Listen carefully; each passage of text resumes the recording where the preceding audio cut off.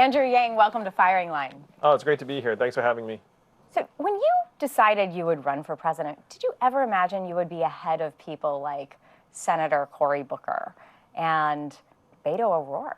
Well, when I decided to do this, I'm not sure Beto was famous yet.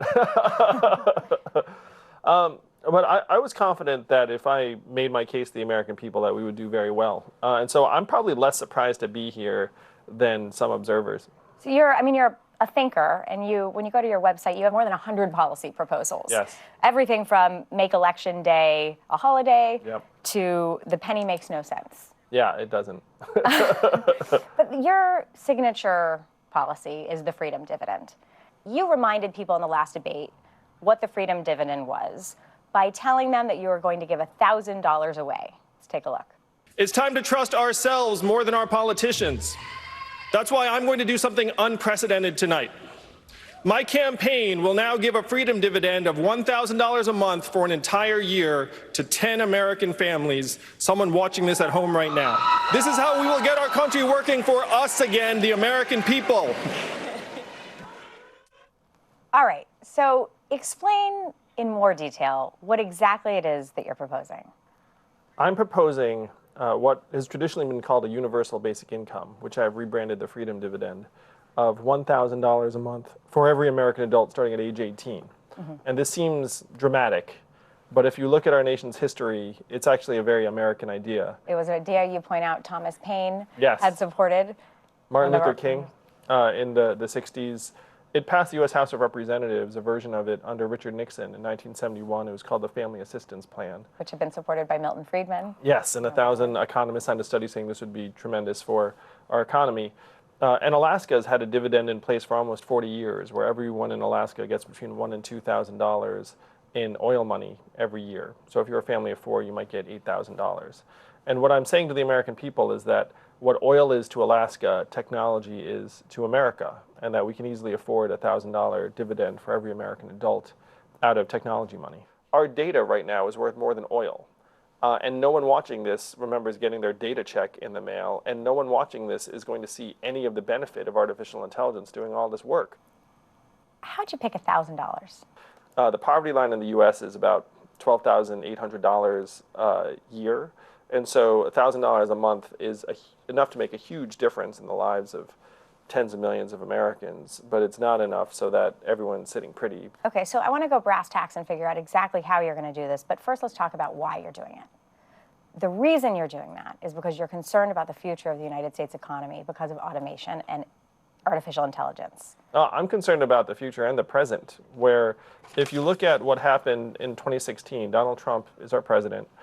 And he won because we'd automated away 4 million manufacturing jobs in Michigan, Ohio, Pennsylvania, Wisconsin, Iowa, all the swing states he needed to win. And if you go to those communities, as I have, you see that many of them have never recovered from what happened to those manufacturing jobs. So that's the biggest victim of automation to date. But now you see the exact same forces eliminating hundreds of thousands of retail jobs as 30% of stores and malls close. Fast food workers are being replaced by self-serve kiosks. And soon it will get to call centers and truck drivers and limo drivers. And so these are the most common jobs in the country. None of this is speculative anymore. I'm concerned about the future, yes, but I'm equally concerned about our present. There have, for many, many years, been concerns that technology and modernization will displace people permanently from the workplace, right? I mean, this is the argument of the Luddites. This is the argument about the horse and buggy and where all the stable boys going to go when you have the car. Are the robots really coming for us? Or is this just a transitional moment in our economy where, in the end, we'll have just as many jobs, if not more? They'll just look dramatically different. There are new jobs being created all the time, and there are many new jobs that will be created by this fourth industrial revolution. The problem is that the new jobs will tend to be for different people with different skill sets in different places than the jobs that are being lost. And so if you're a trucker in Nebraska and you lose your job, are you going to move to Seattle and become a web designer? No, you're not. Are there going to be some new web designers that get minted in Seattle? Of course. So I've dug into the numbers on what's happening, and our labor market is not transitioning. And the easiest example is if you look at the manufacturing workers that lost their jobs in the Midwest, almost half of them left the workforce and never worked again. And then half of that group filed for disability. And you then saw surges in suicides and drug overdoses in those communities to the point where American life expectancy has declined for the last 3 years. So this is not a situation where time is healing all wounds. Yeah. Time is actually pushing more Americans to the sidelines in disastrous fashions. So then explain what would happen to the people who are on government assistance when they have the opportunity to have the freedom dividend. Do they have to choose, and how do they go about choosing? So every American is eligible for the freedom dividend, but if you opt in, it's optional because obviously you're not going to force money on you. But if you do opt in, then you're choosing to forego cash-like benefits, things like heating oil assistance, food stamps, housing assistance, things that are essentially cash substitutes. So how do people figure out which is going to be better for them? Most every American immediately knows whether it's going to be better for them. Because if you're not on assistance, you say, hey, do you want the dividend of $1,000? And that's a very easy call. And then if you're on assistance, you generally know whether you're getting more or less than $1,000 a month. And then it's a fairly easy calculation. So the freedom dividend would distribute $1,000 to those people who really need it, who don't have jobs, but also to everybody. Yes. So why not target it to the people who need it? Why does Bill Gates or Jeff Bezos or Mark Zuckerberg need $1,000 a month? One of the reasons why I'm unconcerned about giving Jeff Bezos $1,000 a month is that if we pay for it by having a tax on Amazon, which is my plan, then Jeff's going to end up paying hundreds of millions or billions into the system. And then if we try and give him $1,000 a month to remind him he's an American, that's probably a win. So it's immaterial to us whether Jeff takes or doesn't take the $1,000 a month. You've proposed paying for it by a VAT. Yes. A value-added tax, which is very common in Europe and other countries, but it's a consumption tax.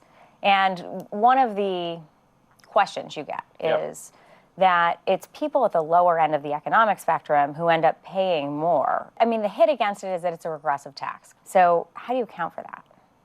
Well, there are a few things. There's a saying like, why did you rob the bank? Because that's where the money was.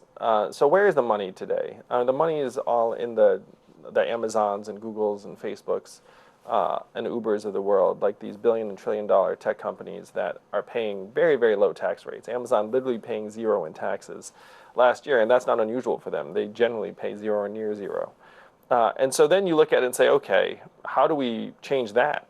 Because they're very, very good at avoiding our current corporate income tax structure. And so if you have this value-added tax, you end up generating hundreds of billions of dollars in new revenue. But how do you generate that? I mean, you're not taxing Amazon in order to pay for this, though. You're taxing consumption. Well, you're taxing every Amazon sale and transaction, including a lot of the business-to-business stuff that goes on that doesn't even touch consumers. But and in the absence of the dividend, it is true that people's prices might go up a smidgen.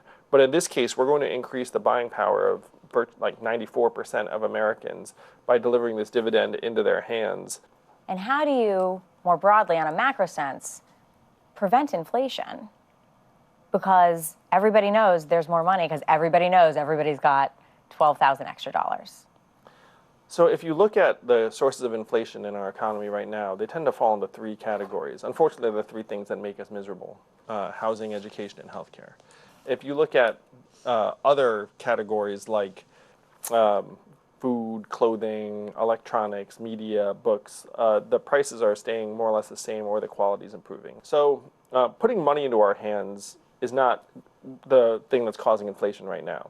Let's say I'm a business and then I'm like, ooh, everyone has more money to spend, and I decide to like ratchet up my prices. All it takes is one business in my category, let's call it a restaurant, that does not raise the prices for there to be pressure on me to like bring my prices back down. Because just because I have a little more money does not all of a sudden make me cost insensitive. You're saying competition is what's going to create price stabilization. Yeah, in dynamic markets, in these consumer categories, yes. Because if you give me an extra $1,000 a month, it doesn't mean all of a sudden I don't like bargains or I don't like good values. People will still be sensitive to the fact that meals cost a certain amount. So there are some studies that suggest that this kind of a policy would actually hurt productivity of the nation overall. It would hit GDP. Oh, I love this question so much. You know, our kids are about the same age. My wife's at home with our boys, 6 and 4, one of whom is autistic. And right now, her work counts as zero in GDP. Except I think most people watching this would agree that her work is among the most vital and difficult work that's being done, and it's immensely valuable. If she were to go to, let's say, to work and become a management consultant, that would be great for GDP, but you know, but I would suggest that might not necessarily be good for society. And so, to me, looking at GDP as your measuring stick is actually one of the things that's getting us into trouble right now, where you have something like self-driving trucks will be great for GDP, but they're going to be very bad for the 3.5 million Americans who drive trucks for a living, or the 7 million who work in truck stops, motels, and diners. So we should replace GDP with measurements like childhood education and success rates, mental health and freedom from substance abuse, our own health and wellness, environmental quality. GDP is almost 100 years old, and it's driving us off a cliff. So GDP needs to be modernized, right? Yes, it needs to be that's able. Exactly right. If we persist in following GDP and these capital efficiency measures, we're going to turn on each other. We're going to wind up following them off a cliff because we can't win. We're in a race we cannot win. Our only way out is to change the race to one that optimizes for our own well-being, our own society, our kids' success, our environmental quality. If we change the race to something that we can all actually participate in, then there are massive opportunities. There's an alternate world where we're celebrating the liberation of hundreds of thousands of truck drivers from a job that's frankly brutally punishing and demanding. It takes them away from their kids, and that they're high-fiving saying, hey, I don't have to drive a truck anymore, I'm going to do these other things. Instead of that world, we're in a world where truckers are going to be protesting the automation of their job next month in Washington, D.C.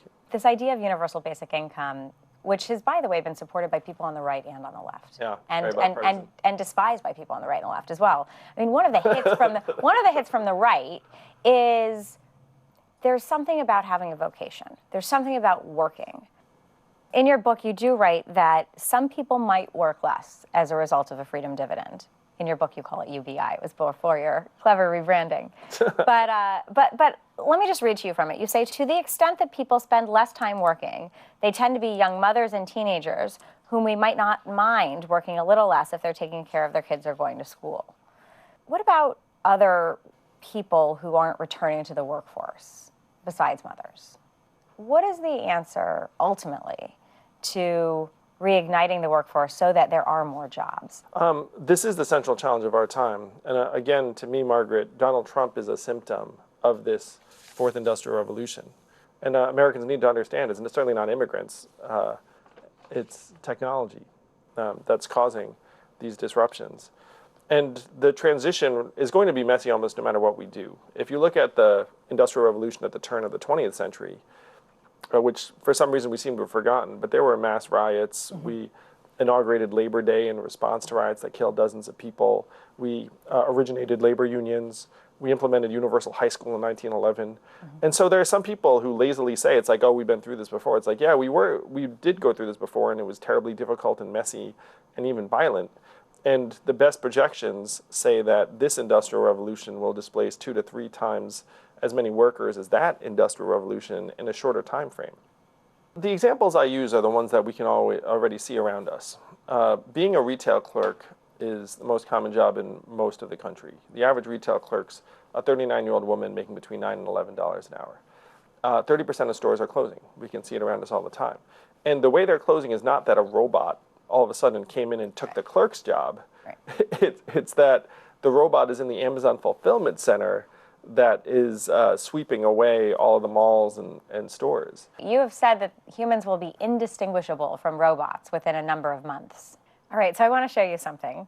We use the chat function on your campaign website, and we asked it, are you human? And it said back to us, please provide your email address and we'll get back to you. So we asked again, are you a robot? It said, I'm afraid I didn't understand. Could you please try again? So is it a robot or a human on your campaign website? Oh, that's definitely a robot, because that would be a pretty bad human who who kept asking. How many jobs are you displacing in your campaign with robots? Well, we're hiring like mad, so we're definitely an example of humans and machines working together to try and make a society that works for humans entirely. So our machines are the friendly kinds. One of the things that I've noticed is that you like to point out that conservative economist and Nobel laureate Milton Friedman supported something similar to universal basic income, the negative income tax, which means that if your income is below a certain level, you actually get money from the government. So why not a negative income tax? Well, negative income tax is like the sibling to the dividend. And so if we came out with a negative income tax, I would be thrilled. I prefer a dividend to a negative income tax because of some of the administrative and reporting and the timing of payments issues. Your argument is it's more efficient. It goes directly to individuals who need it. It gets rid of all these both reporting requirements and the incentives to say you make less money. Because if you had a negative income tax, I have a feeling you'd have all these people, mysteriously finding that they made below whatever the threshold was.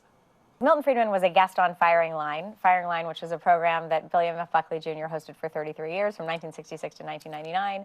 And William F. Buckley was on this program talking exactly about that idea. And you even tweeted a clip to that link. You may not know that. It could have been a robot from your campaign offices. This.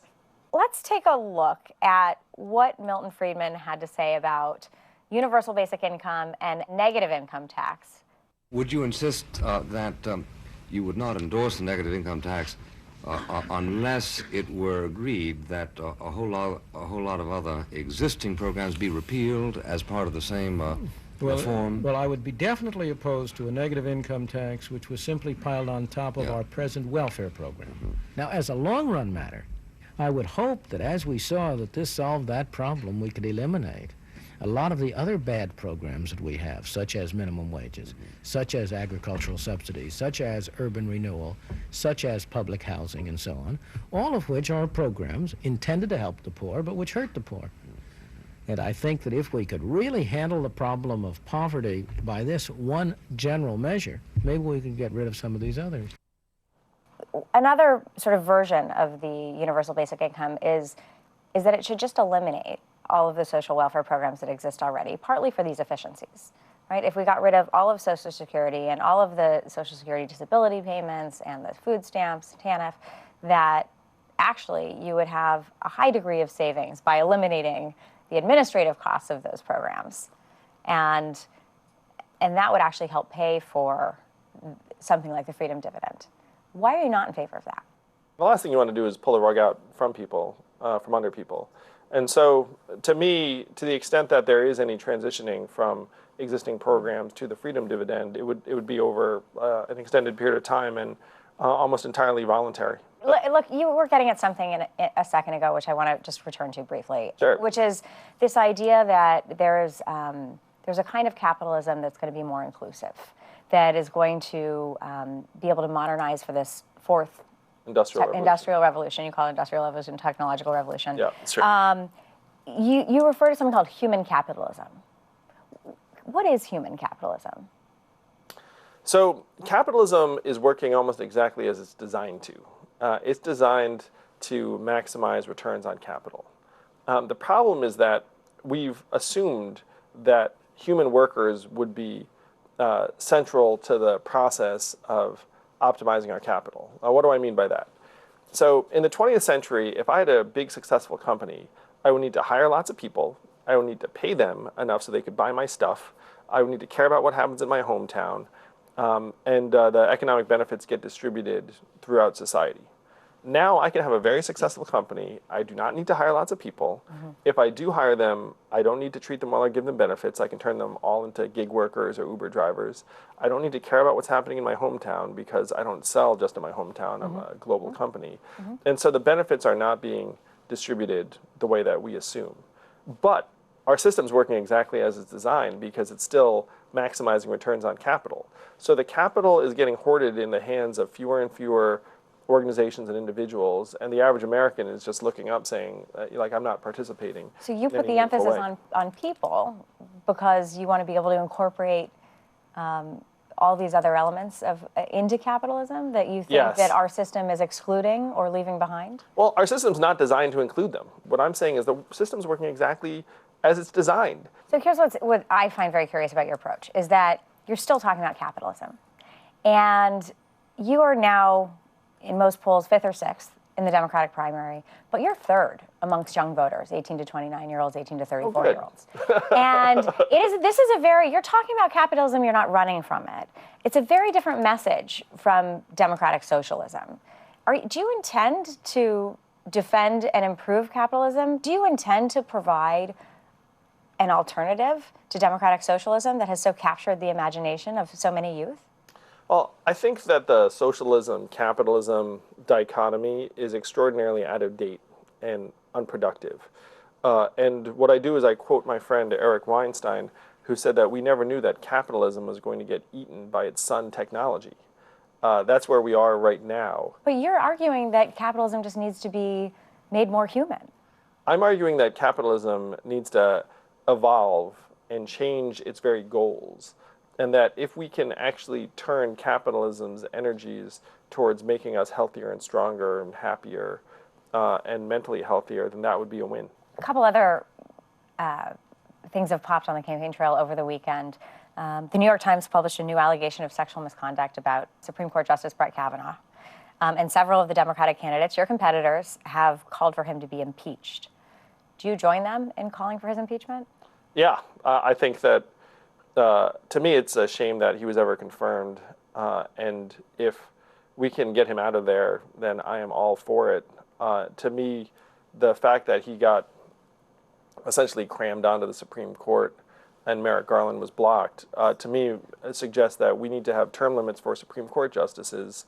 And I would look to expand the number of Supreme Court justices as president. Do you know what happened last time they tried to pack the court?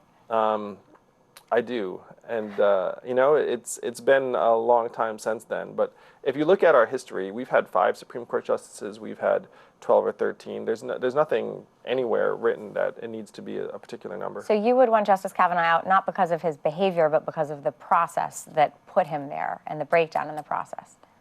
I think his confirmation was a mistake. I think that because of his judicial philosophy, or because of the fact that Merrick Garland didn't get a vote. I just don't think that Brett Kavanaugh belongs on the Supreme Court. There's no entitlement to be a Supreme Court justice. It's a job interview, and it's one of the most important job interviews in our country. And so if you have very, very clear question marks at a minimum about a person's character, you wouldn't give them that high-impact a job. But he was confirmed through a normal process. You know, to me, that process still was relatively hasty. There was this sort of hurry-up investigation that clearly was not terribly thorough. And so I had problems with both the process and the outcome. One more question. You were asked a question about charter schools in the debate, and you weren't really given the opportunity to answer it. But why don't parents who are stuck in school districts that aren't performing, why shouldn't they be able to choose which schools they can take their children to? Well, I said on the debate stage, I'm pro-good school, and that there are good schools of every type that I've seen. And that's all. What you're a parent, I'm a parent, that's all we want. We just want to be able to send our kids to a school that we're excited about. So you're in favor of charter schools? I think that there are many charter schools that are doing fantastic work, and that we should not somehow paint all of these schools with a broad brush. You said one thing in the debate that I'd love to have you take a look at. Here's what you said about how people should start businesses. I was an unhappy lawyer for 5 whole months, and I left to start a business. And I'm going to share with you all one of the secrets to entrepreneurship. If you want to start something, tell everyone you know you're going to do it. And then you don't have a choice. That struck me because we met a couple of years ago, and one of the first things you told me is that you were going to run for president. And I wonder if you were telling people you were going to run for president, because at that point, if you tell enough people, then you have to do it. Well, I meant what I said, which is I discovered a long time ago that if you tell everyone you're going to do something, then you're going to do it. And so when you become certain you're going to do something, then you should tell the world. And sometimes they even drop everything and help you. Andrew Yang, thank you for coming to Firing Line. Thank you. It's great to be here.